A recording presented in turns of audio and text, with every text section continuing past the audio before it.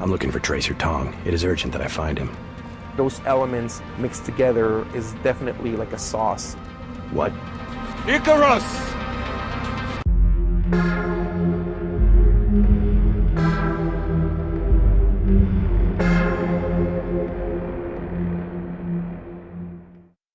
Hey, welcome back to the Game Dungeon. Today we're looking at Deus Ex Human Revolution. Now this is the conclusion of the previous Deus Ex episodes, so let's have a quick recap of those first. Invisible War my ass! Alright, let's get started. We start off and hey, it's a young Bob Page with the same voice actor from the first game. This almost makes me not care about the other characters now. What do you mean, almost? Human Revolution is a prequel to Deus Ex set 25 years before the original game. Now, this is cool bringing back Bob Page because he could be an interesting character, he's great as a villain, and I like the voice actor's performance. So naturally, this is all we're going to see of him. He's absent the entire rest of the game except for a kicker after the credits. Yeah, that's all you see. On another note, I'm surprised they show him with augmentations since he was one of the first people to receive nano augmentations in 2052. I always assumed these little extra wires were just a minimum mechanical element like Paul and JC Denton have. Not the old-fashioned ones, which were a bit more visible. But whatever, this intro is nothing but a Bob Page tease, and like the other games, full of dialogue where we won't know what's happening until we actually beat the game. Now I have a lot to say about this entire intro sequence, but I'm gonna restrain myself for now so we can understand what we're looking at. We start off playing Adam Jensen. He's an ex-cop that's been hired as chief of security for Seraph Industries, a company that makes augmentations, like we've seen in the other games. Augmentations are cybernetic enhancements that replace some of your body parts to restore functionality or give you new abilities. So you're escorting your head researcher girlfriend to a conference when, whoops, terrorists have attacked the building and you need to stop them. Well, you don't. Instead, they kick your ass 6 months to Sunday, and you're rushed to intensive care and given a truckload of cybernetic enhancements since you're a company favorite. So in other words, almost the same beginning as RoboCop, which is probably why this game takes place in Detroit. Months later, you've recovered and are going back to work because the company is under attack again. From there, more questions are raised about why the hell your company keeps getting attacked so much, and that sends you on a globe-trotting adventure like the other games. Although I feel like Montreal here shouldn't count, because the whole thing is just one big office building. This could be anywhere. Quick, can you spot the difference? I guess technically you get a brief skyline shot, but that's it.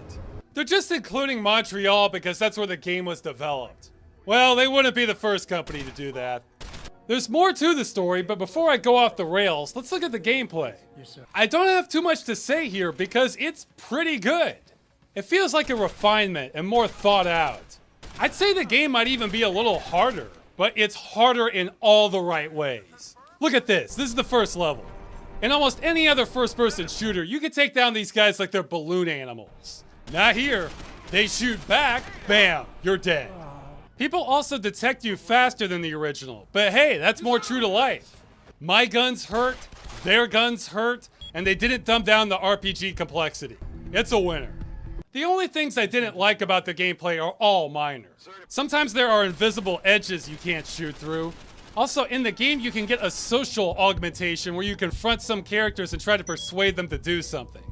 I didn't like this because your responses and their reactions feel a little random. Some people you're supposed to mix up compassionate and understanding responses with aggressive ones, and it felt more like going through the motions of a dialogue slot machine rather than a believable conversation. Look at these. These responses say practically the same thing. It's like being penalized for saying good day instead of how do you do. I'd rather just cut the crap and tell characters what I think and have them react like normal human beings. This feels a little unnatural and way hazier. Another thing is that the button for looting is a little too sensitive, and I found myself firing my gun half the time while looting a body like a manic kleptomaniac. Oh boy, he's got stuff! He's got stuff! And finally, I am sorry to say, I consider the body moving mechanics a downgrade from the former games. You can only limply drag them now. You can't pick them up, and you can't even open the dumpsters. This is a missed opportunity here, folks. But the game almost makes up for that by having takedown moves. You can walk up to people and take them out in one move. Now they have both lethal and non-lethal moves, but honestly, I found the non-lethal methods way more fun. We have chokeholds and some throws, but it's really the punching that stuck with me. They go a little overboard, but it's really great how you can see the saliva flying out of their mouth. And on top of all that, the game keeps calling me a merciful soul for beating the crap out of people. This isn't really what comes to mind when I think of the word mercy, but sure, I'll take it. 20 points. Some of the gameplay is a little more simplified, like removing area damage and leaning, but I don't feel like I'm being robbed the way I was with Invisible War, especially since combat is so fluid now. I give it a thumbs up. I wish I could say the same about the graphics. Now you might be thinking, what are you talking about? These graphics are great. And they are, if you're colorblind. I know this has been brought up a bunch elsewhere, but I seriously can't ignore this. This game is yellow, or yellow-orange, gold, whatever. That's just splitting hairs. The point is, it is tinted to hell and back. Actually, I'm not completely sure what's going on, because I tried turning post-processing off, and that helps some things, didn't do much for others. What I think is happening is the artist has taken a texture, added a small shade of yellow to that, then in many cases the mapper adds a yellow light to the level, then adds a yellow fog to the entire map on top of that. And then finally, the game adds a yellow tinting on top of that. I have seen the future, and it is yellow. I tried using mods to correct this, but that just pushes things too far in the other direction. This is so invasive, I'm not sure it's possible to separate cleanly. Now, if you just look at this briefly, you might think this looks warm and nice, but no. It's one thing to tint a stylized photo, it's another thing to tint the hell out of a 30-hour game. Have you ever been out in the snow on a sunny day, then when you come back into a dark room, everything looks kind of purple? Well, if I play this game long enough, that happens to me slightly. Now, the director's cut did try to tone down the yellow tinting a bit, but then they replaced it with a muddy gray tint filter. What the hell? Why are art directors obsessed with tinting the hell out of everything? Do their eyes work differently than mine? I saw this nasty gray tint added recently to Fable Anniversary Edition also. The original looks better now. Why does this keep happening? I'm not against the color yellow. In fact, this game has a lot of street lamps at night. Yeah, that should be yellowish orange. But why everything? Tinting should be like a spice. Save it for a flashback sequence. Or hey, in the game when you get shot, the screen turns red. That's a good use of it. Tinting the entire game is like dumping 2 cups of nutmeg into your dish. You'll kill people. For anyone trying to defend this, what if every game did this?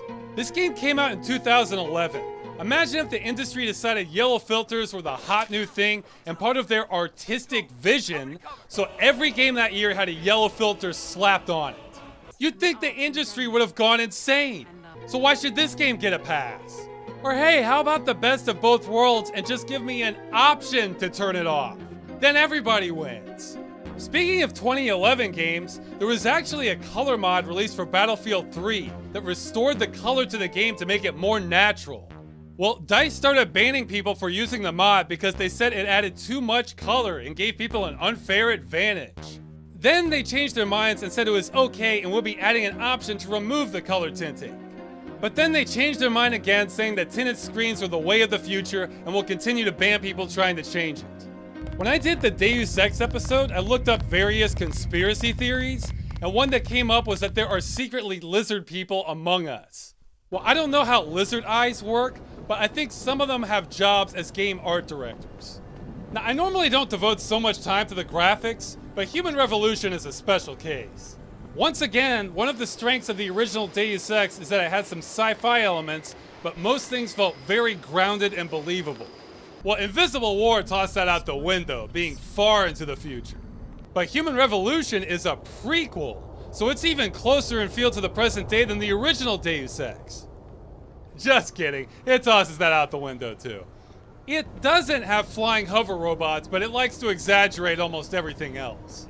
It's one thing to have outlandish fancy architecture in a corporate lobby or executive office, because they do that sort of thing sometimes. This gets a free pass. It's another thing to do this everywhere. Let's throw up a bunch of skyscrapers in Detroit with exotic, difficult to build, and clean architectures. Let's have hologram communicators that require no visible equipment and are so lifelike they pass for real, even though the originals look like modern day ones. Let's have jet propulsion airships, even though the original game only had planes and helicopters. Or hey, let's have a gigantic suspended techno city, making this the largest man-made structure in history by a large margin. Oh yeah, I'm sure we'll be finishing this up in what, 11 years now? You know, most of you watching this are gonna live to see 2027. It's not like Invisible War where you really need to do your sit-ups and eat your vegetables if you plan on making it that long. So yeah, 2027, right around the corner. But despite all this amazing technology to dazzle you, the real star of this game is the costume design.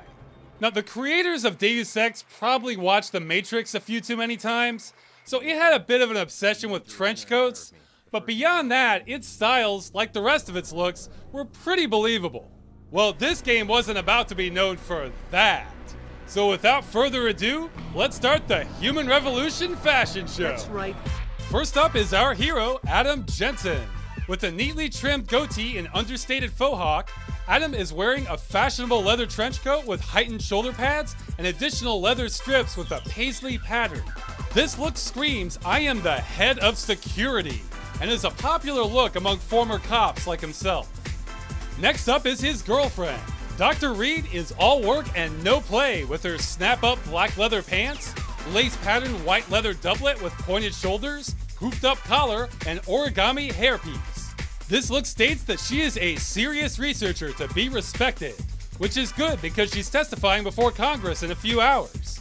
Now their boss, David Seraph, won't be setting any records this year as he's business first, but his origami vest is all the rage this year, and that combined with his gold pocket chain and gold engraved prosthetic arm keeps him looking sharp. And speaking of executives, let us not forget Zhao Yunru, the CEO of a major biotech company. Starting from her swirl pattern Athenian sandals cum high heels, to her queen bee ridged thorax dress, to her vine pattern corset and Elizabethan collar, her looks command authority, especially in China, a country known for its respect of women. But let's move on down and look at the Seraph industry workers themselves. From the gold-trimmed leather buckle shoes and nylon pants with puffy diamond patterned sides, to the pleather pop collar tuxedo with patterned polyester strips and matching silk neck scarf, this employee says not only do I live in the capital district from the Hunger Games, but also I am a productive employee ready for work. His coworker could very well be the yin to his yang, with his business casual pants with patterned polyester pockets and pleather long sleeve shirt with gold frond trimmings on his icosahedral cuffs. Yes, fashion is taking the world by storm, as variations on these looks can be found not only on most white-collar employees, but on people on the street, both in Detroit and around the world. Oh, did I say white-collar? I meant gold. So whether your clothes say I am a waiter at an S&M Club masquerade ball, or I am a disco king who is also attending a Mexican wedding, there is something for everyone. And last but certainly not least is leading worldwide newscaster Eliza Cassan. Reporting the news is serious business, and what could be more serious than a magenta Elizabethan collar, black neck collar with a lace top, flower-shaped hair braid, lingerie top with lace stockings, and a coattail jacket with high-heeled rubber boots. So, yeah, you might be noticing a pattern here. Hold that thought, because now we'll talk about the story. The story to Human Revolution might be even more knotted up than the original, but it's easier to follow if you work backwards. The Illuminati thinks mankind is becoming too powerful from augmentations, so they put a plan into play to sabotage Dr. Reed's discovery of allowing anyone to use augmentations without medication. That attack sets you on the trail of discovering what happened, which leads you back to this guy, the inventor of augmentations and ex-Illuminati. He's decided it's all a mistake and is using them to kill everyone instead so that everyone will hate augmentations and ban them. Also, there's a computer powered by screaming women. I got a little lost on that part. And that's the main plot. But Deus Ex games all have their character stories and larger themes, and this is where I start seeing some bumps in the road. I can get into the most fantastical story you can throw at me, but if the people in it don't act like actual people, then that kills it for me. Now, both the other Deus Ex games have plenty of questionable situations, but by and large, if you were to accept those as true, then the characters largely acted like real people would. The original was great at this. Invisible War was more like a Star Trek episode, but it basically worked. Well, with Human Revolution from the intro onward, I start getting a lot of red flags. First, Adam Jensen is a stoic, no-nonsense character, but we immediately get an overacted, exaggerated eye rolling, because that's what really serious and intense people like to do. Just like that. Next, we get a researcher who is easily in his 60s, giving off this extremely animated and humble body language to Dr. Reed, who is a woman in her early 30s dressed like a fashion model. Now, she does have a higher position than him at the company, but most men in their 60s tend to have a certain degree of self-respect that they're not going to behave like she is the Empress of Detroit, no matter what her job title is. I mean, he's still an important scientist at the company, but he's approaching her like a nervous intern. Oh wait, did I say he was acting humble? Well, this next guy is groveling before her. Look at this body language. Oh please, Dr. Reed, I do not deserve to stand in your glorious presence, but if this ever so humble servant may please have your attention for a single moment, it would be an honor I would never forget. Okay? This is all minor though, so let's keep going. We get our ass kicked and are back on the job after 6 months of recovery. I check in with my irritating IT guy who makes a fourth wall joke that doesn't even make sense within the context of the game and isn't funny. About time. What happened? You get stuck in an air duct on the way over? That's not good. Also, here we have a clear conflict of interest. My boss is calling me into work right away because there's a hostage situation. He'll even chastise me if I start taking too long. You don't have time to mess around. Get to the helipad, or something seriously bad is gonna happen. So there's some sense of urgency. Yet the game is dumping me into the largest narrative portion of the game so far.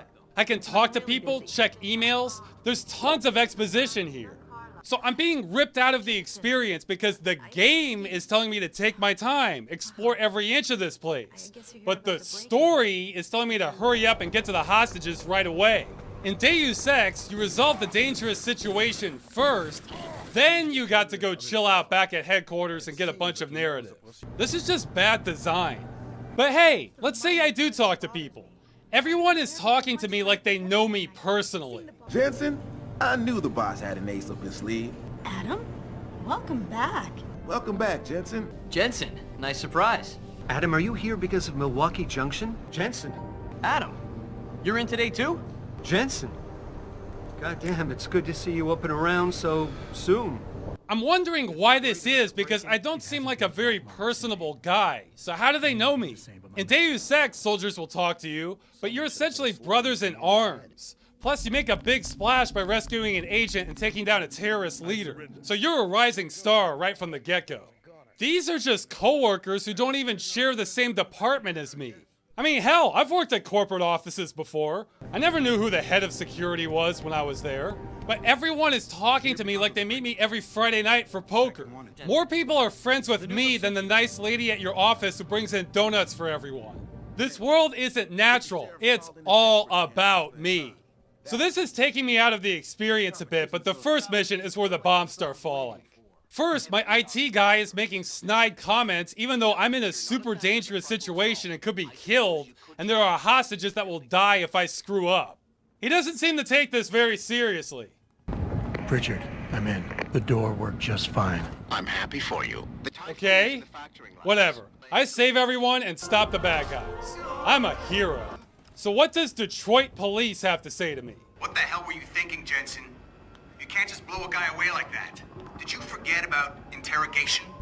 You can't get information out of a corpse, idiot. Oh, I'm sorry. You mean this guy? The one holding a gun to that lady's head? Oh, sure, it'd be nice to take him in for questioning, but how do I know this guy isn't hopped up on PCP? Or hey, he's a vet. Maybe he's having a PTSD attack right now. It's not like crazy veterans can be really dangerous or anything. Why should I gamble with her life and mine if I can end this right now? Her blood. That is justifiable homicide right there, people. He had a gun to her head, I had a clean shot, I took it. This wasn't a 13-year-old waving around a Nerf gun. No cop in the world is going to blame you for taking that shot. Except this one, apparently. You know, I've heard a great quote from a real cop that goes, "Lawyers have weeks to go over decisions we have seconds to make." This is really hurting the credibility. You're the one who killed all the vandals. You're a goddamn murderer as far as I'm concerned. What? If I wasn't under orders not to, I'd slap you in jail until your ogs rusted right off your fucking corpse. Oh, so that's two cops blaming me now. Yeah, vandals. You mean these guys? The ones shooting at the police? Oh yeah, I can totally believe Detroit PD is really sympathetic towards them. There were about 36 terrorists in the building. They had a bomb, 8 hostages, and already killed a worker. I think we have a communication problem here. You seem to think I shot teenagers spray painting the building. Every single terrorist was armed with a handgun or submachine gun. It wasn't even like Batman where there's a bunch of guys with baseball bats. I took out all the bad guys, defused a bomb, and saved all the hostages. The mayor of Detroit should be giving me a medal. Now the cops could come down hard on me for being reckless, because one man going in by himself totally is. But no cop would ever say what these guys do. It makes me wonder if the writer has ever actually talked to a police officer before, or even been to Detroit.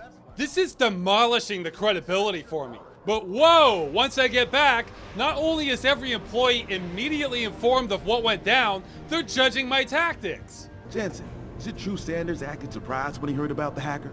Better start practicing your stealth approach, unless you enjoy ramming your way through a problem. Well, well. If it isn't Attila the Hun, fresh from the killing fields. And I get even more cringeworthy dialogue than before. I didn't risk my neck to have you lose it in a pile of CPUs and scuzzy adapters. Well, look at you, using the big words. Don't think just because you hacked through the plant security system so fast that you're an expert on everything computer. None of the other Deus Ex games made me cringe. And that's my first issue with the writing. It's very detailed and intricate, and a lot of it is interesting, but about half of it isn't even remotely believable human behavior. These are the lizard people. You saved the hostages, didn't you, Jensen? Sounds cold, but it might have been better for us if they died. Look at this. What's this? What's that hand behind the head gesture? Nobody does that unless they're trying to find their car keys. That's what anime characters do. They do that all the time. This is a prominent special interest group leader, but his body language is saying, "I am a bashful anime schoolboy." The game is loaded with crap like this. Take a look at this cop who is formerly on the SWAT team. And never mind that his hair makes him look like he's one of the Martians from Mars Attacks.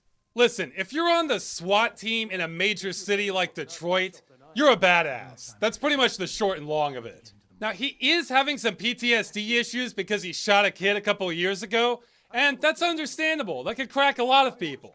But listen to him. It's just so hard. What happened wasn't my fault. And you just walked out of my life. That's when everything went to shit, when you abandoned me. Adam, please. I need to hear you say it wasn't my fault. Adam, I'm sorry, is he supposed to be a hard-ass Detroit cop with some trauma issues? Or is he auditioning for a new soap opera? Jesus, you wouldn't make it into the academy talking like that, let alone the SWAT team. And this happened 2 years ago, not this morning. Way too many people in this game just don't act real. It's like these debates about whether I did the right thing rescuing the hostages. This is artificial controversy. Not only would most of these people not be talking about the topic in the first place, but the game arbitrarily divides them up to make it look as though this is a real issue. It's all bullshit.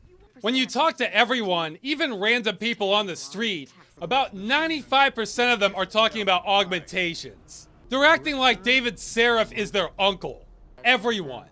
I said the original Deus Ex was a little in your face about terrorism.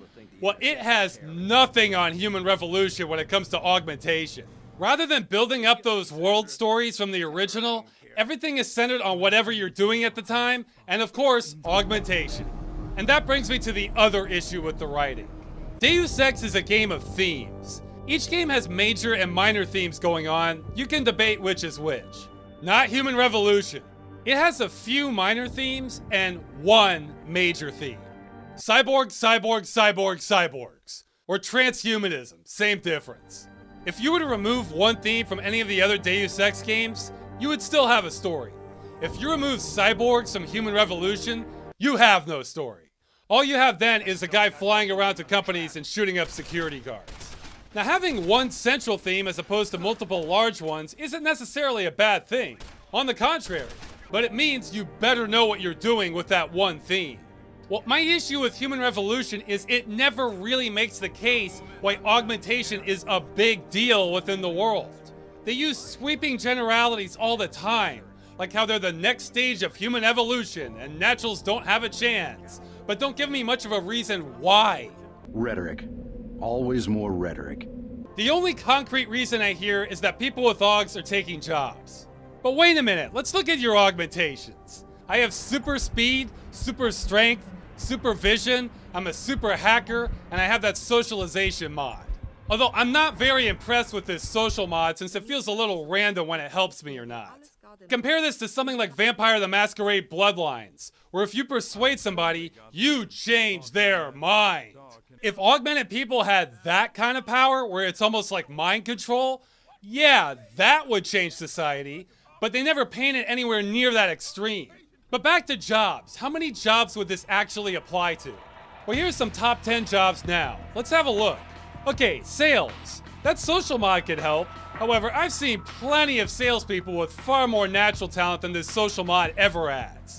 Plus, you have to weigh the benefits against the drawbacks of the customer getting a little creeped out talking to someone with an implant sticking out of their skull. So yeah, it might help some, but isn't a slam dunk. The world already has tons of people persons. Cashiers, no, not really. Office clerks, not really. Food prep, no. Nurses, not really. Bedside manner isn't as important as just being competent. Waiters, same situation as sales. Could help, could creep people out. Customer service, not really, it would be over the phone. Janitors, no. Material mover laborers, yes, strength would help out there. Secretaries and administrative assistants, not really. So I'm not seeing all these jobs being lost by augmentations, and the game doesn't like to talk about it either. The only ones that really come up are military special forces, athletes, prostitutes who have clients that have a preference for augmented girls, and anyone who works on a secret Arctic base. So that's what, still less than 1% of the job market? There are plenty of reasons to think the job market is gonna get worse. But rather than look at the real reasons the way Deus Ex might, Human Revolution just steers every conversation towards augmentations. And let's not forget the drawbacks of being augmented. In order to be an augmented individual, you have to 1, be able to afford them, as they're very expensive, 2, cut out your relevant body parts, and or have circuits inserted into your skull, and 3, take an anti-rejection drug for the rest of your life that is only produced by one company.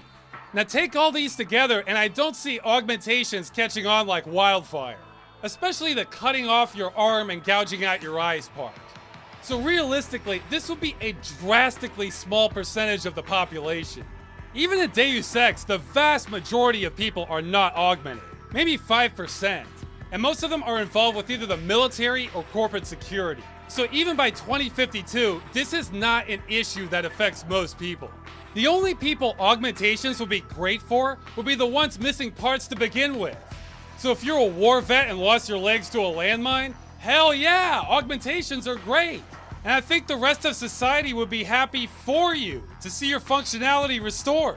But in Human Revolution, people are so divided over this issue, there are eventually riots in the street over it. Are you kidding me? Out of all the problems Detroit has to choose from, they settle on augmentations to riot over? How about not having water? You know, where the city is so mismanaged it keeps shutting off water to large numbers of residents that even the United Nations declared it a human rights violation? There's a reason RoboCop is still so relevant today.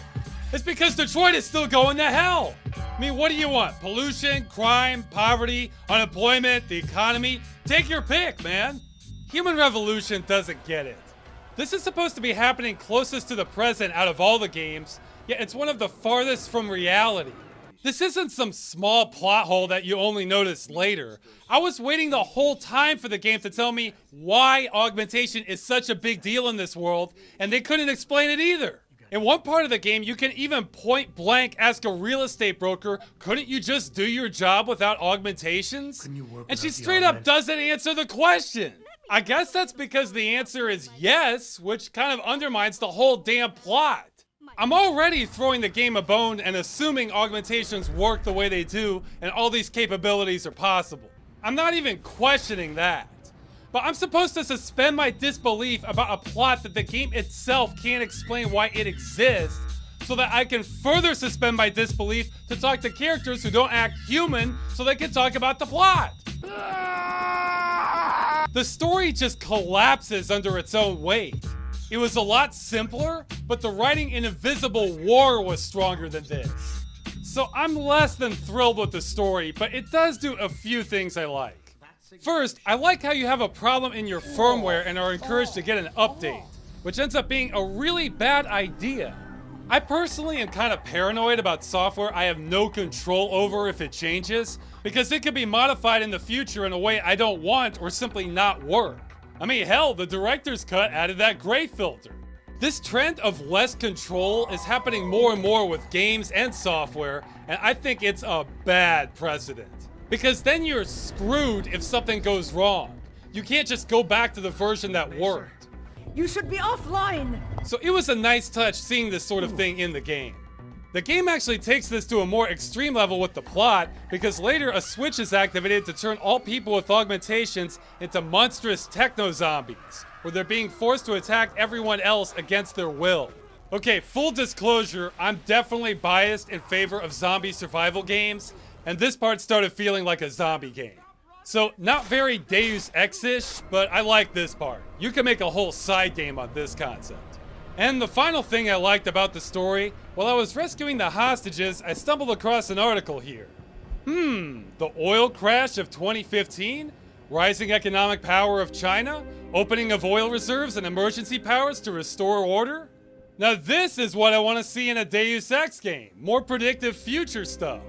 Now, they obviously got things wrong on a 2015 oil crash, but for a 2011 game, this actually wasn't that bad a guess. In 2010, the US Joint Forces were warning of the possibility of a massive oil shortage starting 2015. Now, what ended up happening was fracking started to take off and opened up a bunch more oil that was previously inaccessible. So we've had a production boom since then, and the price of oil is low at the time of this video. The thing is though, this is temporary, and our conventional oil sources have been flat for about a decade now. So we've already gone through most of the good stuff, and are just beginning to scrape the barrel now to keep up. So why does any of this matter? Well, once the amount of oil we need is higher than what we can produce, the entire economy starts falling apart, and it mostly just keeps going to hell. I've been following oil for some time now because all of civilization depends on it. There's a lot of talk about alternative energy, but 92% of our transportation still comes from oil. So if a new power plant comes online, great. That still doesn't get food into the grocery store unless there's an electric infrastructure to support that.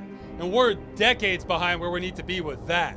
The short version is, we can't support the number of people we have on Earth without cheap oil. We have essentially a slow apocalypse heading towards us. What unconventional sources like fracking have done is put that off a few years. Not a whole lot either. I'll be amazed if we're not seeing serious problems from this within a decade that could take a lifetime to recover from. After all, the military thought it was going to be 2015. I'm curious what they think now.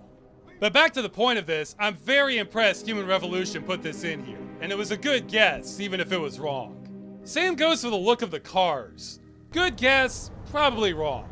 Let's talk about the music. It's not hard. Well, it's a little better and has a little more variety.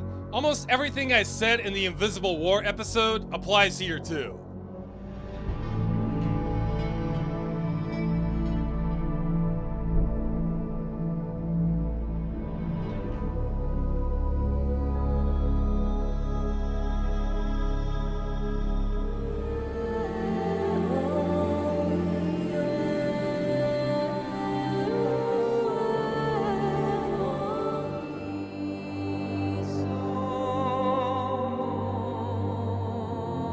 Except now we're adding a dash of Tron Legacy soundtrack to everything. Not too much, we don't want anything to really stand out, but now we have more and once again, we have no conversions to this game since we don't have any mod tools. But mobile game Deus Ex The Fall was released around the same time also. I haven't played it, and every single mention I've seen of this game says it's terrible. And I don't really have any reason to doubt that opinion. It's still yellow. So what do we make of this game? Well, I feel like all the decisions made in every Deus Ex game portray their own narrative. In Deus Ex, it's, we would like you to make decisions and think about things. In Invisible War, it was, we think you're kind of stupid. In Human Revolution, it's, we're fans of Deus Ex, but we'd rather be making a different game. Everything points to this. The anime overtones, the unbelievable character behavior, the story fixation on augmentations, the disregard for setting continuity, and the utterly flamboyant costume designs. It's not that the developers don't understand that they're making a prequel to a game that was grounded in reality, it's that they don't care. And honestly, I think the realism elements are holding them back. It's obvious to me that at least some of the developers don't actually want to be making a Deus Ex game. They want to be making something at least like a Metal Gear Solid game, and maybe something even more out there, like Ghost in the Shell or even Akira. And really, I think they should do it. I mean, I like futuristic airships, giant techno cities, and super stylized architecture. But they don't belong in a Deus Ex prequel. There's clearly rampant talent and creativity on the development team, but they don't know how to do reality, so why bother? I think they should go nuts. Maybe start off the game a little mundane, but by the end have an Akira biological madness apocalypse. Maybe there's an entire underground network of thousands of screaming women computers beneath the city. Maybe this is all part of summoning a giant tentacle monster god. But the game business being what it is, they're probably going to be tied to Deus Ex for some time to come and have to keep restraining themselves in an awkward symphony between attempting realism and wanting to escape it.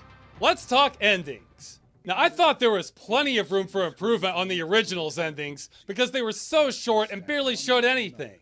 Well, Human Revolution somehow managed to undercut them and has the worst endings out of all 3 games. All that happens is you get a voiceover by Jensen questioning if he did the right thing and a bunch of stock news footage with a yellow filter at it. This is pathetic. If I had that digitized effect, I could make these endings in a couple hours. And you can see how sophisticated my editing skills are. Look, game devs, here's what you do. If you need an ending but you're running out of time or budget and can't afford a cinematic, you grab your artist, who usually have less work towards the end of production anyway, and ask them to whip up some concept stills for you. Then you give us a slideshow showing what you wanted to happen and add voices to that. Maybe add some real cheap animations and scrolling effects while you're at it. Pangaea is destroyed! Oh no! There, I just gave you a better ending than this game has. And this is ending the Deus Ex videos for me, so where's Deus Ex going from here? Now, of course, the reality is Mankind Divided has been released, and will probably lead to another sequel also. I haven't played it yet, but my prediction is it'll be more of the same. I've read the plot is doubling down on augmentations and making parallels to current trending events, which is a total mistake. Deus Ex needs to look to the future, not the present. So I think the sequel still won't get it as far as the story, will continue to have lavish art design, and probably still have fun mechanics. So like this, an enjoyable game, but not really carrying the Deus Ex banner. So that's our current ending, but here are the endings I'd like to see instead. 1. Have Eidos Montreal kill Deus Ex and make some badass Ghost in the Shell or Akira inspired game instead. I think everyone will be happier for it. 2. Figure out a way for a side story game to work involving a techno-zombie apocalypse, because this sounds awesome. Alternately, make a stealth brawler game involving tons of takedowns and beating the crap out of everyone. These are both winners for me. 3. Have another studio make the true successor to Deus Ex. Try to make a game that will predict the future as best we can. See, there's a lot of things we can't predict, but there are some things we can totally predict, we just don't know when. You would almost want at least 2 writers for this. One to make a fun and interesting story, and one to do a ton of research from various experts in different fields to figure out what this world would look like and predict where we're going. So we would look at past data, predictive models, and trends to try our best to figure out what will be happening in 50 years with the economy, energy, technology, our environment, governments, and so on. Then really take our best educated guess as to what's on the horizon. Then package that world into a normal fun game, and you have a Deus Ex successor. The bottom line is life right now is totally not sustainable, and it's gonna change one way or another. So it would be great to get more of a glimpse of what that looks like. Awards! First award, King Midas Art Design. Despite having fun mechanics, this alone makes me not want to replay the game. You can't tint the pain away. Identity Crisis. This game wants to be something else. Now this isn't completely the developer's fault. Invisible War kind of screwed them by going complete sci-fi, so they couldn't make a realistic sequel. And prequels usually aren't the best, because unless you figure out a way to go in a completely different direction, you already know how it's gonna end up. Deus Ex is about world-changing events, and you can only change so much in a prequel. This game wants to be Metal Ghost in the Akira Yellow Blade Runner edition, and I think they should just ditch Deus Ex and go for that instead. And finally, further mutations required. Invisible War was a mutation from Deus Ex, and this is a different one. It's fun, but as far as I'm concerned, Deus Ex is dead. Yeah, rip. There's not enough room to make it into something as awesome anymore. The timeline is just too locked down now. It needs to be reborn in another IP or else completely rebooted. The tale of Adam Jensen is inherently limited. And that is the end of the Deus Ex episodes. Man, Spider-Bot and 3 Deus Exes. That's enough reality for me. Stay tuned for the next episode for something lighter, with colors, and a good ending. Nah!